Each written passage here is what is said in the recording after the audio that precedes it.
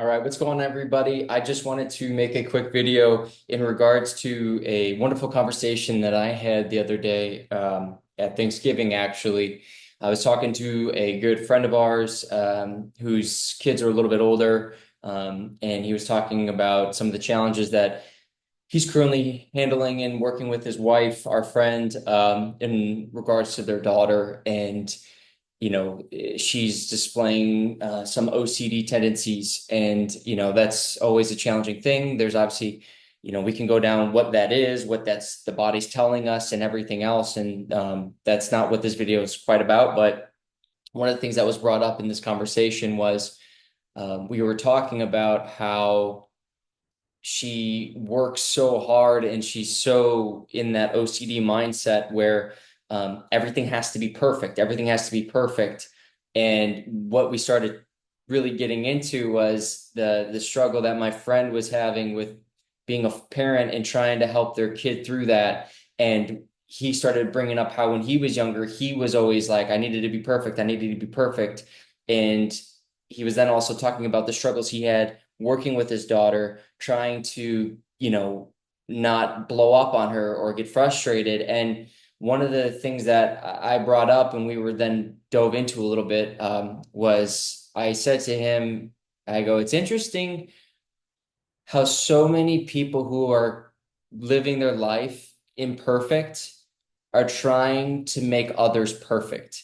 And this might sound silly and this might sound even very, no duh, but for me it was a profound moment because I was recognized I was going, man, these cycles that a lot of us find ourselves in, that I talk to a lot of members, a lot of clients in general about um, the traumas that we have. It's this constant need of approval, and a lot of it is going, well, I need to be perfect. I need to be perfect in order to feel wanted, to feel like get attention, to have all these these things that I feel are a void in my life.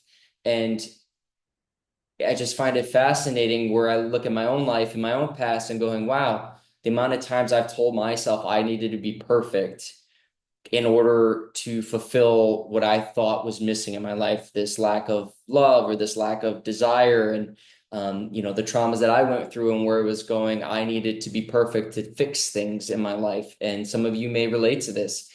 And then how, as we as adults start to project that or have maybe projected that onto our kids about, I need you to be perfect. I need you to be perfect. And it's interesting, the man or the woman who is telling the child or the younger generation to be perfect are the ones who are far from perfect. And it's those voices or those traumas in our head just regurgitating or relaying that to younger generations. And it's not that we're bad. It's not bashing anybody. I do it myself. It's about learning how to set the boundaries, right? It's learning how to set the boundaries, one with, the people around you, but it's setting the boundary with yourself of, I will never be perfect. I can strive for this perfection. I can strive for the best of who I am, but part of striving is making mistakes and about not being perfect. The only way you can understand what if something feels right is if something feels wrong. And I find it was very interesting hearing us talking about this and saying it out loud of going, these imperfect people in our lives, us included, are trying to tell others to be perfect. And there is a hypocrisy in that, and I can admit that. And it's a relief actually to me. And if you're somebody who is resonating with what I'm saying, hopefully you find the release in the relief of knowing, hey, I'm gonna be imperfect. I'm gonna make mistakes.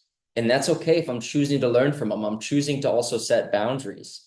I have a 5-year-old son. There's going to be moments where he's going to make mistakes as he's learning. And I'm always telling him, hey man, you're going to make mistakes. I'm okay if you make mistakes, but we have to definitely make it a point to learn from those mistakes. So if we're not learning from those mistakes, now it's becoming a habit. And that we don't want to, if there's certain mistakes or things we're doing, we got to learn from those. If we aren't learning, then again, there becomes a habit. And that is where we have to address it, right? And that's something that's okay. You're setting a boundary. People saying, oh, they'll figure it out. Yeah, of course they'll figure it out. But we as adults need guide to give guidance. And I feel that with as many people that I've worked with, young, old, doesn't matter, man, woman, a lot of people don't feel they've gotten that guidance or they're not really sure how to navigate these traumas or these emotions that come with certain actions, certain mistakes. You know, if you're someone like me, when I get really, really upset, I start talking down to myself. Where if I've made a mistake, I've done it. I mean, not more recently, but I've definitely done it. And it's going, well, where's that coming from? It's those people or those moments in my life where somebody's talked bad about me. And the only way I can get through them is if I do it first. If I'm the one who talks bad about myself first, if I'm the one who talks in this negative connotation, right? And it's about going, well, that's not the best way to handle it. I wouldn't say that's the best way. But if that's all we know, though, you know, this is where it gets tricky. And this is part of the journey for all of us is to go, all right, well, if that's all we know, well, how do we introduce a new pattern, a new outlook, a new perspective? And it's going to take time.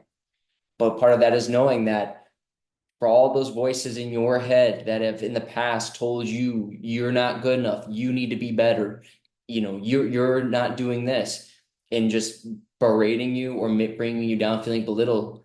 Hopefully, this video helps you understand that those people are not perfect, and they're asking you to do something that they can't or have not been able to accomplish. Therefore, they're asking you to do something that they will never and have never done if they haven't given themselves the opportunity to create the space. But here's the thing, people who are on that journey more often than not aren't talking to other people that way. So you start to see it's going, I have an opportunity to reflect and go, wow, I'm letting another person who is not perfect trying to make me feel belittled and down for not being perfect.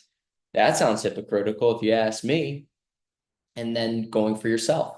Am I talking that way to myself? Be perfect. Okay, wherever it's coming from. Hey, I'm not perfect. I'm going to learn. I'm going to make mistakes, and that's okay.